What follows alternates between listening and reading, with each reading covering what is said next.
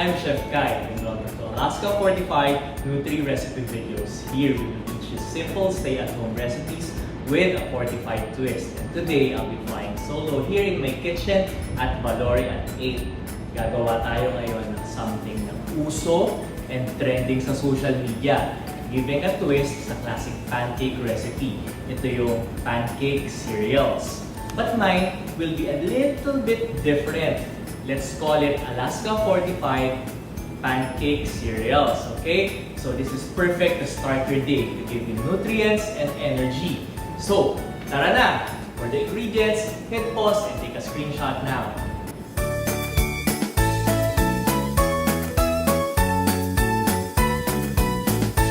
So first, make sure that your hands are clean. So maghugas muna ng kamay before doing anything else in the kitchen.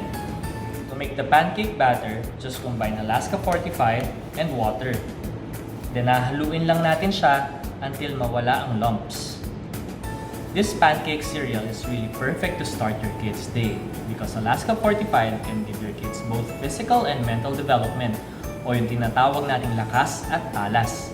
Once dissolved na ang milk powder, add in the flour,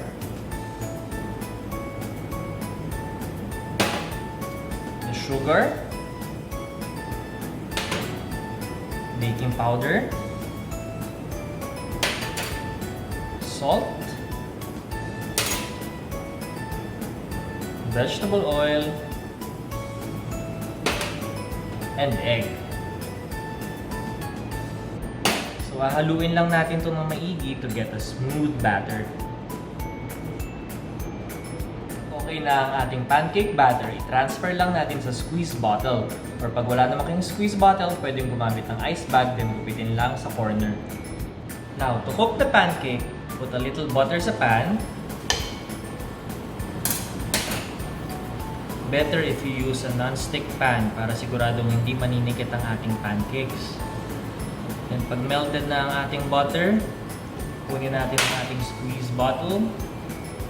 Maglalagay tayo ng mga maliliit na pancakes around the pan. So ulitin lang natin to hanggang sa mapuno ang ating pan.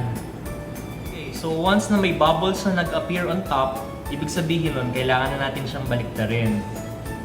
So babaliktarin lang natin siyang isa-isa. And then lulutuin natin siya siguro for another minute or two. And then tatanggalin na natin siya sa pan.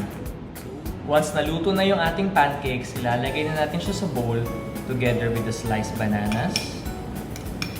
This looks yummy. Cashew nuts.